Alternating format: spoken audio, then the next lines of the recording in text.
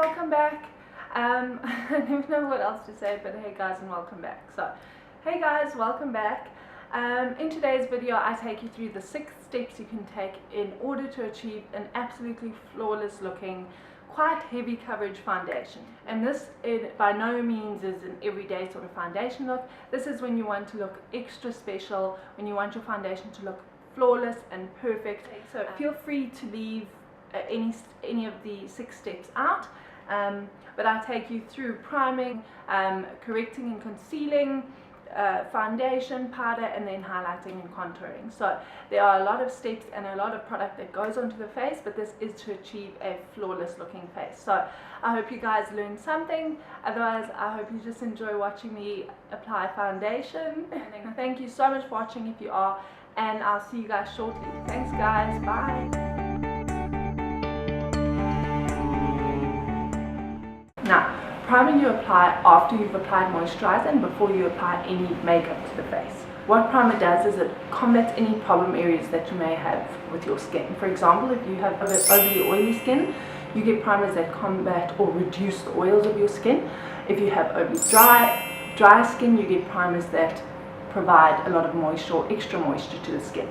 You also get primers that help with texture of the skin. So if you've got textures, you've got little bumps in your skin's not smooth. So what it does is it creates a barrier between the sort of bumpy texture of your skin and the foundation. So once you apply your foundation, it's got a smoother base to apply onto. Primers also help with filling of fine lines, or if you have large pores, they fill that so that the concealer and foundation don't sit in those pores or fine lines. Okay, so it combats problem areas of the skin, essentially making the makeup look better, and it also makes your foundation last longer throughout the day.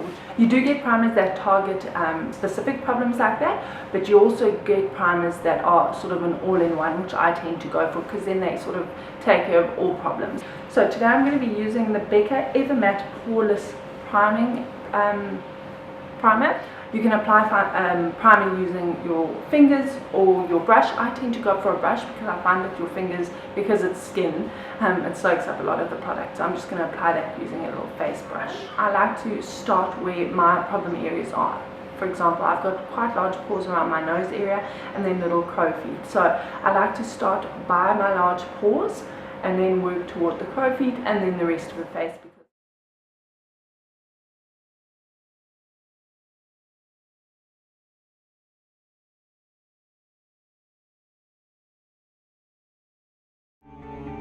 So, step number 2.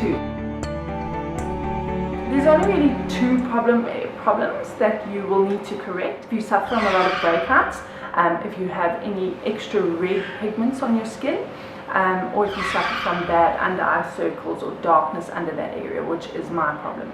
So for that, I'm going to be using a little correcting palette. Should come with a green tinted sort of concealer, a pinky reddish tinted concealer, a contouring shade, a highlighting shade, and then just a normal concealing shade. Okay. My problem areas, like I said, are the blue underneath my eyes, and for that I'll use the pink shade. Now we don't want to blend this product in. We want it to sit on top of the skin to disguise the problem area. So I'm just going to apply that quite generously.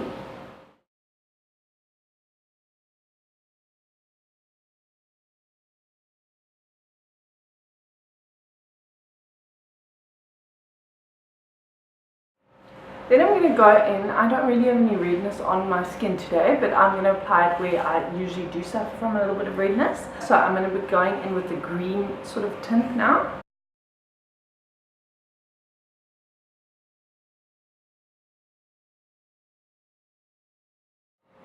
And like I said, you don't want to buff it in, you just want it to lie on top of the skin.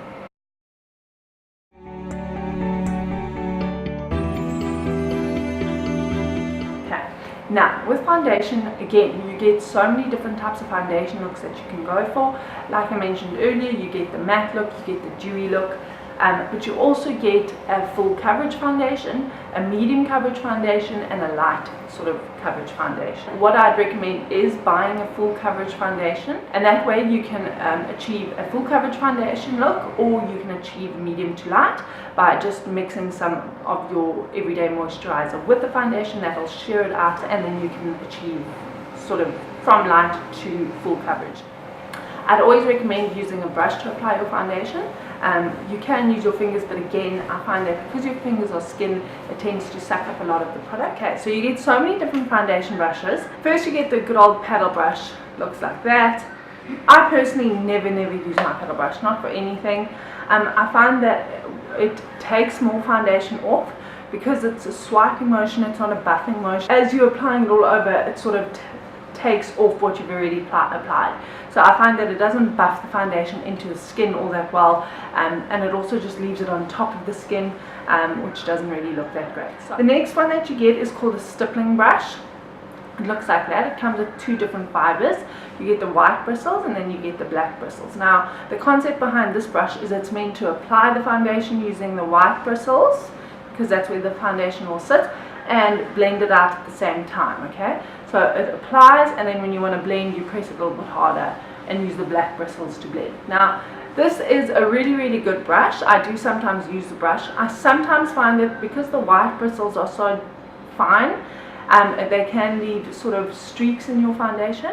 You then get something called a kabuki brush. You get them in all different shapes.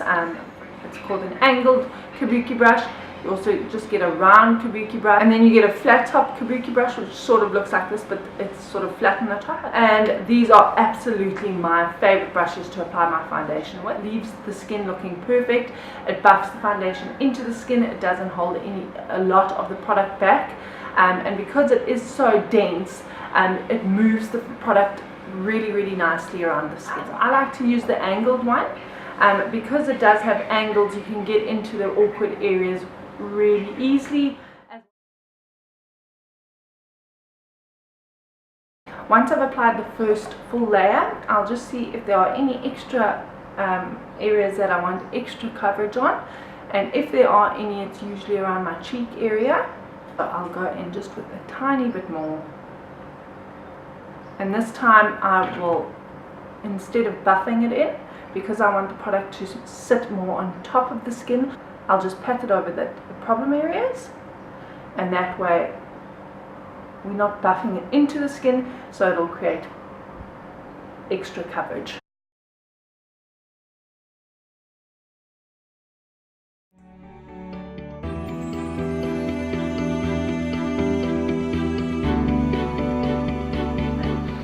You can conceal before foundation or after. I like to conceal after foundation because I feel like I use concealer sometimes to highlight, and it just gives better coverage when you conceal over top of the foundation because the foundation is already covering. Now, when you are wanting to highlight the skin, you can sort of amalgamate.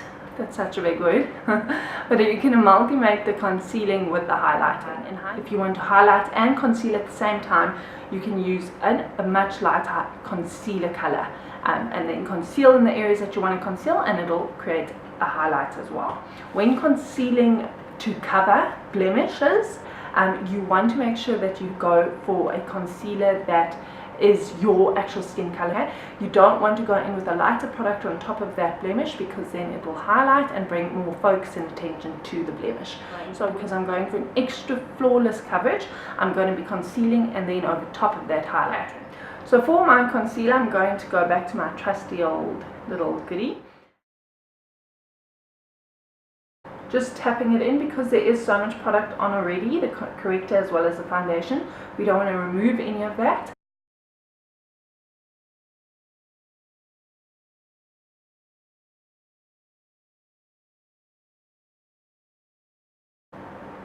And oftentimes you forget to bring the concealer into this area as well, because we tend to get very dark there. So if you want your eyes to look more open and awake, definitely conceal that area as well. I'll just conceal around the nose area and a little bit on my chin.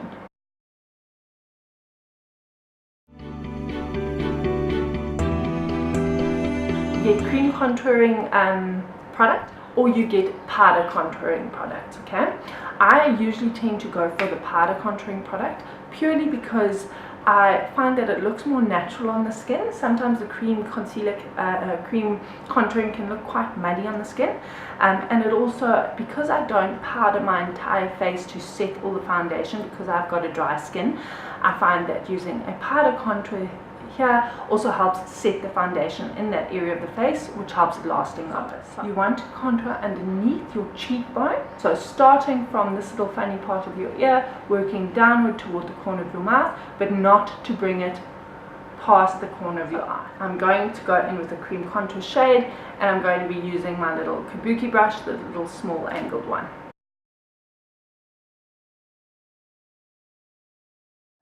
A fluffier brush, just to blend it out. Now when it comes to blending out the contour, you don't want to blend downward, you want to blend upward.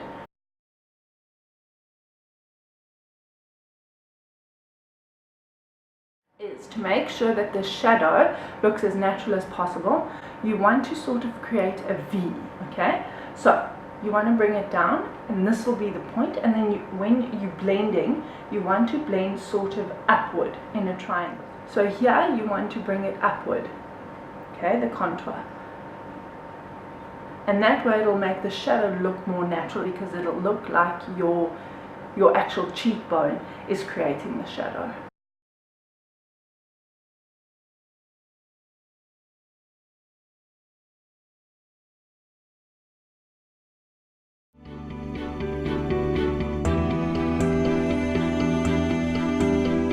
If you've got an overly sized forehead, and to counteract that, you can contour your forehead as well. Now where you want to place this contour is just above each temple.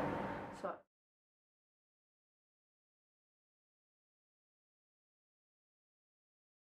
no, you can contour your jawbone, which will define it more. So if you have a little turkey wobble wobble, you can contour your jawline, and that will take care of that.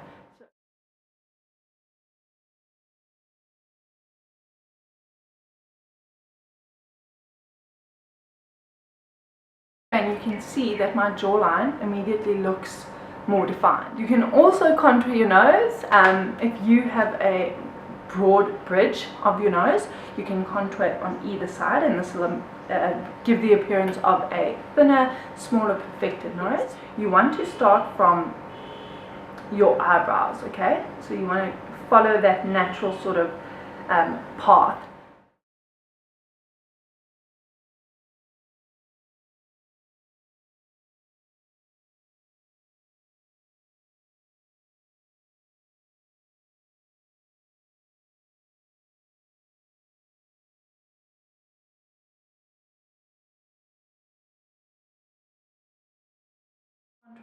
So with cream contouring, all you want to remember is to apply it using a smaller brush, and then to blend it out using a bigger brush, and to blend it out you just want to pat over top of the product. For powder contouring, it's the same sort of concept, the exact same place as you'd apply the brush. This is what I recommend because it is angled. It helps you create those nice straight sort of lines that you need, but it is also fluffy, so you can also sort of blend the product out at the same time. Okay, if you don't have one of those or feel the need to get a separate brush only for contouring, you can use a blush brush that you know everyone should have a blush brush. It is angled, and all you would need to do when applying the product is pinch the brush as straight as possible, and then apply the product. Right? And when you need to blend it out, you unpinch it and blend it out. Okay.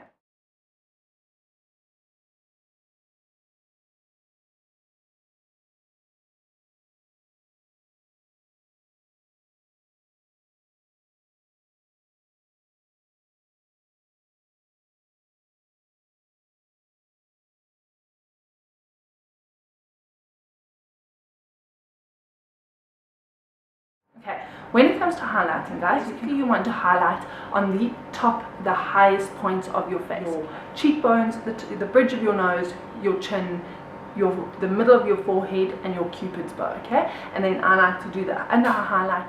So you start from underneath the eyes, and then take it on your cheekbone like that.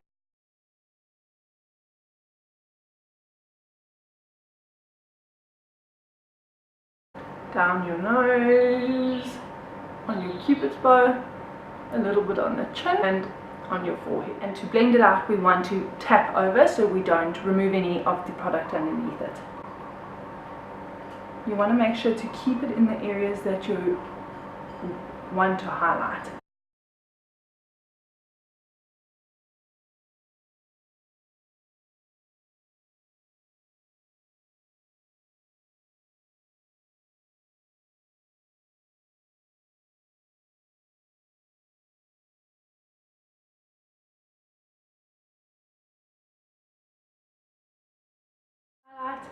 And the final step to complete your gorgeous mineral face. Now, because we've gone in with so many different cream concealers and cream products, we need to set the areas. Now, if you have an overly dry skin like I do, you might not want to set the entire face with powder. Applying powder will set all the cream products that we put on your face, making it last longer and making sure that it doesn't rub off throughout the day. And also if you suffer from overly oily skin, so it'll also minimize the oils on your skin.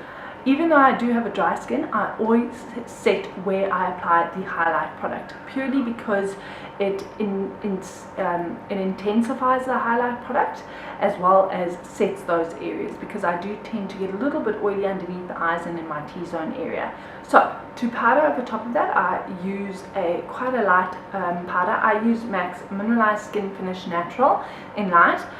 This is a mineralized baked product, so it is very fine and very soft, and therefore it won't look cakey on your skin. All it will do, you won't even see it on your skin, it'll literally just set all of the cream products that we've placed on the skin. I'm going to take a fluffy brush, just a small little fluffy brush, and apply the product, just patting the product literally where we have placed all that highlight product.